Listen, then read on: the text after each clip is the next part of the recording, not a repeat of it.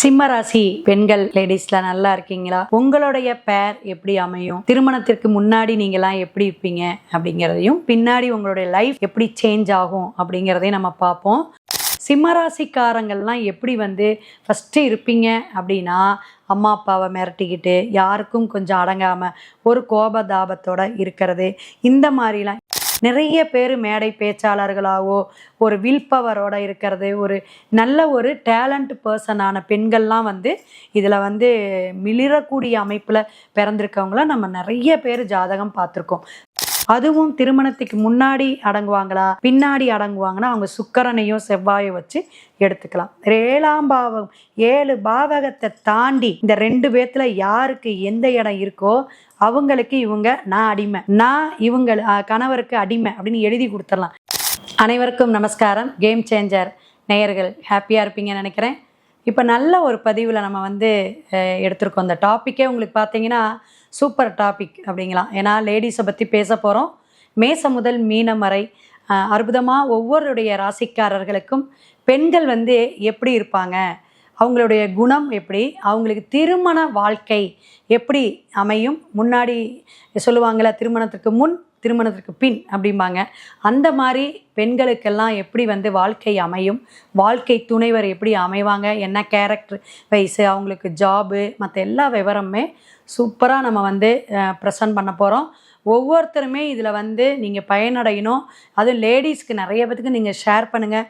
புதுசாக இந்த சேனல் பார்க்குறவங்களுக்கு நிறைய பேர் நீங்கள் ஃபார்வேர்டு பண்ணிங்கன்னா அதுவே உங்களுக்கு பெரிய புண்ணியம் சொல்லலாம். அந்த அளவுக்கு நல்ல விஷயங்கள் சொல்லிகிட்டு இருக்கோம்.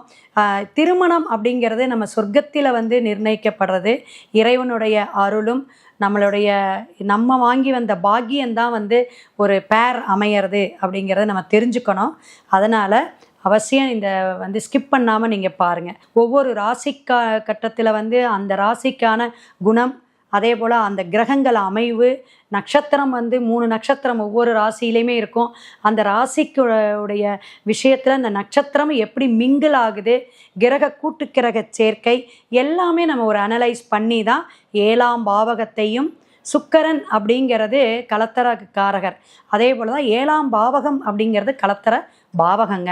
ஸோ இந்த விஷயத்துக்கு செவ்வாய் அப்படிங்கிறது மங்களக்காரகன். மங்கள விஷயத்தை மாங்கல்ய பலத்தை கொடுக்கக்கூடிய செவ்வாய் பகவான். நம்ம தோஷமாக செவ்வாய் தோஷம் மட்டும் நம்ம சொல்கிறோம், அது கிடையாது. அந்த மங்களத்தன்மையை கொடுக்கக்கூடிய, நமக்கு திருமண பந்தத்தை ஏற்படுத்தக்கூடிய செவ்வாய்ங்கிற ஒரு இரத்த பந்தத்தை, உறவுகளை இணைக்கக்கூடிய கிரகமே செவ்வாய் தாங்க. அது தோஷமாக இருப்பினும் செவ்வாய் எந்த பாவகத்தில் எந்த நட்சத்திர சாரம் வாங்கியிருக்கோ அதை பொறுத்து தான் நம்மளுடைய வாழ்க்கை துணை அமையும் அப்படிங்கிறத தெரிஞ்சுக்கணும். மேஷ மண்டலத்தையும் நம்ம பிரித்து சொல்லலாம்.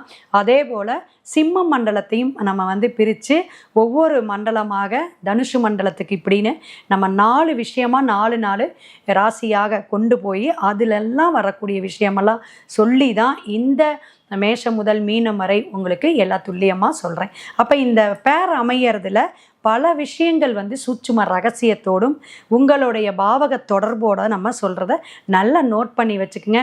இந்த மாதிரி தான் உங்களுக்கு அமையும் அப்படிங்கிறத தெரிஞ்சுக்கணும். நம்மளுடைய லக்கண புள்ளியிலையோ அல்லது நம்ம ராசியோ இதை எடுக்கும் பொழுது அந்த நட்சத்திரமோ அல்லது அந்த ராசிக்காரங்க தான் அமைவாங்க.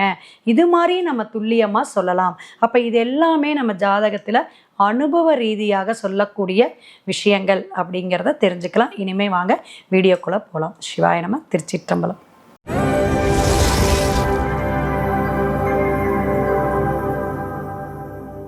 சிம்மராசி பெண்கள் லேடிஸ்ல நல்லா இருக்கீங்களா? உங்களுடைய பேர் எப்படி அமையும், திருமணத்திற்கு முன்னாடி நீங்களாம் எப்படி இருப்பீங்க அப்படிங்கிறதையும், பின்னாடி உங்களுடைய லைஃப் எப்படி சேஞ்ச் ஆகும் அப்படிங்கிறதையும் நம்ம பார்ப்போம். இப்போ பார்த்தீங்கன்னா 3 நட்சத்திரம் ஒவ்வொரு ராசி கட்டத்திலையும் பயணிக்கும். 4 பாதங்களுக்கும் ஒவ்வொரு பாதங்களுக்கும் ஒவ்வொரு குணநலம் உண்டுங்க. அதை நம்ம துல்லியமாக சொல்ல முடியாது. ஏன் அப்படின்னா ஒவ்வொரு பாதச்சார நட்சத்திர சாரம் வாங்கினதையும் வச்சு நம்ம எடுக்கணும்.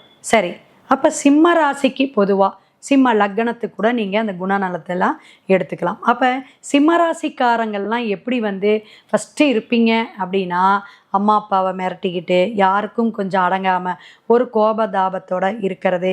இந்த மாதிரிலாம் இல்லைங்க மேடம், நான் வந்து சிம்ம ராசி தான், நான் சாஃப்டாக இருப்பேன், நான் பேசவே மாட்டா. நிறைய கிளைண்ட் என்கிட்ட வாடிக்கையாளர்லாம் பேசும்போது சொல்லுவாங்க. ஏன் அப்படின்னா அவங்களுக்கு இப்போ சூரியன் இங்கே ஆச்சிங்க உங்களோட இடத்துல, அதிகாரம் ஆட்டோமேட்டிக்காக வந்துடும். ஏன்னா இத்தனை ஆண்டுகள் தமிழ்நாட்டில் சிம்ம ராசியோ சிம்ம லக்னமோ தான் ஆட்சி செஞ்சுருக்கு. இதெல்லாம் நம்ம ப்ரூஃபே இருக்குது. இன்னைக்கு வரையுமே இந்த லக்ன ராசிக்காரங்க தான் ஆட்சி செஞ்சிட்ருக்காங்க. ஒன்று லக்னமாக இருப்பாங்க அல்லது ராசியாக இருப்பாங்க. ஸோ இதையே நமக்கு ஒரு எடுத்துக்காட்டு. ரெண்டாவது, இப்போ மக நட்சத்திரம், பூர நட்சத்திரம், உத்திரன் 1ஆம் பாதம் இங்கே தான் இருக்குது. இப்போ இந்த நட்சத்திரக்காரங்களுடைய குணமே நம்ம சேர்த்து தான் அந்த ராசிக்குள்ளார அடக்கிறோம். அப்போ சிம்மம் சூரியன் ஆட்சி வீடு அப்படிங்கும்போது பிறக்கும் போதே அவங்க என்ன செய்கிறாங்க, ஒரு அரசாளும் ஒரு அமைப்புலையோ ஒரு காரு பங்களா ஒரு நல்ல இடத்துல தான் அந்த சிம்மராசி லக்னக்காரங்களே பிறப்பாங்க. அப்படின்னு நீங்கள் வந்து கருப்பாக இருக்கீங்க, குட்டையாக இருக்கீங்க, வளர்த்தியாக இருக்கீங்க, அதெல்லாம் இங்கே அது வந்து மற்ற விஷயங்கள். ஆனால் உங்களுடைய திருமணத்துக்கு முன்னாடி நீங்கள் அம்மா அப்பா வந்து நீங்கள் கேட்குறதெல்லாம் வாங்கி கொடுக்கறது, உங்களுடைய அராஜகம்னே சொல்லலாம், அல்லது உங்களுடைய அதிகாரத்திலேயே வந்து அந்த ஃபேமிலியை கட்டுப்பாட்டுக்குள்ளே வச்சுக்கணும். நான் இந்த படிப்பு தான் படிப்பேன், நான் இந்த விஷயந்தான் பண்ணுவேன் அப்படின்னு நிறைய பேர் மேடை பேச்சாளர்களாகவோ ஒரு வில் பவரோட இருக்கிறது, ஒரு நல்ல ஒரு டேலண்ட் பர்சனான பெண்கள்லாம் வந்து இதில் வந்து மிளிரக்கூடிய அமைப்பில் பிறந்திருக்கவங்கள நம்ம நிறைய பேர் ஜாதகம் பார்த்துருக்கோம்.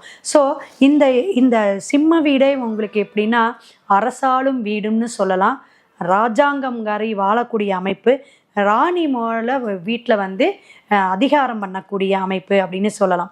ஏன்னா அது நட்சத்திரம் ஆண்டாள் தாயோட நட்சத்திரமும் அங்கே உத்திரம் நட்சத்திரமும் சூரியனுடைய நட்சத்திரமும் இருக்குது. அதே போல் பூரம் என்னதுங்க, சுக்கிரனுடைய நட்சத்திரம் தான்.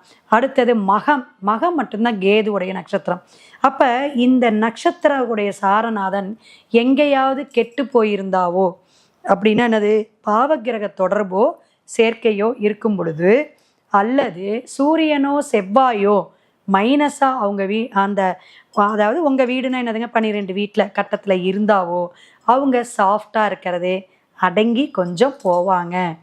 அதுவும் திருமணத்துக்கு முன்னாடி அடங்குவாங்களா பின்னாடி அடங்குவாங்கன்னா அவங்க சுக்கிரனையோ செவ்வாயோ வச்சு எடுத்துக்கலாம். 7ஆம் பாவம் 7 பாவகத்தை தாண்டி இந்த 2 பேத்துல யாருக்கு எந்த இடம் இருக்கோ அவங்களுக்கு இவங்க நான் அடிமை, நான் இவங்க கணவருக்கு அடிமை அப்படின்னு எழுதி கொடுத்துடலாம். அதுவே நம்ம ராசி கட்டத்தை வச்சு சொல்லிடலாங்க. அப்போ எந்த அளவுக்கு நம்ம ஜாதகத்தை ஆராய்ச்சி பண்ணிட்டு இருக்கோன்னு பாருங்க. இதெல்லாம் வந்து நீங்கள் ஜாதகம் பார்க்கும்போது தான் சொல்ல முடியும். உங்களுடைய சுக்கிரன் எந்த லக்னம் என்ன ராசிக்கு இருக்குது அல்லது செவ்வாய் எப்படி இருக்குன்னு பார்த்து யாருக்கு நான் அடிமைங்ஸ் மேடம் அப்படிங்கிற இந்த ஒரு பாயிண்ட்டே உங்களுக்கு என்ன ஆகும், ஊக்கப்படுத்திடும். எப்பயுமே இந்த சிம்மராசி லக்னக்காரங்களுக்கு ஜாதகம் சொல்கிறதே நான் அதை பார்த்த உடனே அவங்களுக்கு எப்படி சொன்னால் அவங்க கரெக்டாக கேட்பாங்க அப்படிங்கிறதே. ஏன்னா சொல்லு பார்க்கலாம் இவங்க என்ன சொல்கிறான்னு பார்ப்போம். நிறைய விஷயத்தில் என்னென்னா நம்பகத்தன்மை குறைவுங்க, கோபம் ஜாஸ்தி, சினம் அப்படின்னு அந்த சிங்கம் மாதிரி கர்ஜிக்கிறது. சிலருக்கு குரல் வளம் நல்லா இருக்கும், சிலருக்கு குரல் வளமே நல்லா இருக்காது. சிங்கம் எப்படிங்க, அது அந்த கர்ஜனை தன்மையோட ஒரு அதிகார தோரணையோட இருக்கக்கூடியது. அடங்குற மாதிரி காட்டுவாங்க, அதுக்கப்புறம் வந்து அடங்க மாட்டேங்கிற மாதிரி உங்களுக்கே தெரிஞ்சிடும். ரொம்ப நேரம் இவங்களுடைய விஷயங்கள் வந்து கட்டுப்படுத்த முடியாதுங்க, வேஷமே கட்ட முடியாதுன்னு சொல்லுங்களேன், அப்படி கூட சொல்லலாம். இதெல்லாம் உங்ககிட்ட இருக்குது. இதை நீங்கள் கேட்கும்போதே சிரிக்கிறதோ அல்லது எப்படி இந்த மேடம் கரெக்டாக சொல்கிறாங்க அப்படிங்கிறதெல்லாம் எனக்கு இங்கே தெரியுது. ஏன்னா நீங்கள் அந்த அப்படியே சிரித்து பேசுகிற மாதிரி சாஃப்டாக கைண்டாக பேசுவேன் மேடம் அப்படிங்கிறதுல கொஞ்ச நேரம்தான். வேறு எங்கேயாவது போய் உங்கள் ஃப்ரெண்ட்ஸுக்கிட்டேயோ அல்லது உங்கள் வீட்டுக்கார்ட்டே அப்படி அந்த அளவுக்கு வேகத்தையும் வெறியும் காட்டிடுவீங்க. அந்த மாதிரி உங்களுடைய குணங்கள் இருந்தாலும் நல்ல பேர் அமையுமானா தன்னகத்தை கட்டுப்பாட்டோடு இருக்கக்கூடிய அமைப்பு ஒரு எதிர்பார்ப்பு இருக்கும் நிறையா. அது இந்த பூர நட்சத்திரம் நிறையா பார்த்துருக்கேன். ஏன்னா வேண்டி வேண்டி மாலை மணவாளன் கிடைக்கணும்னு மாலை தொடுத்தாலாம் ஆண்டாள். அப்போ எனக்கு இப்படி தான் நான் சொல்லுவேன், சிம்மத்துக்கு தலையிடாதீங்க, அவங்களுக்கு நீங்கள் வந்து செலக்டடாக லவ் மேரேஜ் பண்ணுனா பண்ணட்டும், நல்லாயிருக்கும். ஏன்னா அவங்க கரெக்டாக செலக்ட் பண்ணிக்குவாங்க, நமக்கு இப்படிலாம் இருக்கணும், இந்த ஸ்டைலில் இருக்கணும், இந்த படிப்பில் இருக்கணும், இந்த வருமானம் இருக்கணும். ஏன்னா எப்படியா இருந்தாலும் நீங்களே சம்பாதிப்பீங்க. யாருமே சம்பாதிக்காமல் இருக்கவே மாட்டேங்க மேக்சிமம். அப்படி இல்லைன்னா குடும்பத்தை நிர்வாகத்தை பண்ணக்கூடிய அளவுக்கு நீங்கள் அந்த சிக்கனமோ அல்லது ஒரு கட்டு கோப்போட வாழக்கூடிய அமைப்பு உங்ககிட்ட மனதைரியமும் இருக்கும். அதே சமயம் வர பேர் இப்படி தான் இருக்கணுங்கிறத உங்கள் வசமே ஒப்படைச்சிடணும். இப்போ ஒரு 10 மாப்பிள்ளை பார்க்குறாங்க, எவ்வளவோ 50 பேர்லாம் கூட பார்க்குறாங்க. அதில் இவங்களுக்கு பிடிச்சி நீங்கள் திருமணம் பண்ணிட்டீங்கன்னா அம்மா அப்பா தப்பிச்சுக்கிட்டீங்க. அல்லது அவங்க நீங்களே ஏற்பாடு பண்ணாலும் ஒரு மாதமோ ஒரு 5 நாளோ வெயிட் பண்ணி நல்லா புரிதல் தன்மை, இங்கே பொருத்தத்தை விட திருமண பொருத்தத்தை விட அவங்க மனசு ஒத்து வருதா, இவங்கக்கிட்ட இந்த கேரக்டர் ஒத்து வருவாங்களான்னு பேச வச்சு நல்லா பழகிட்டு நீங்கள் திருமணம் பண்ணுறது ரொம்ப பெஸ்ட்டு. அனுபவமாக சொல்கிறேங்க. ஸோ நிறைய விஷயங்கள் ராசினை வச்சே நம்ம சொல்லலாம்.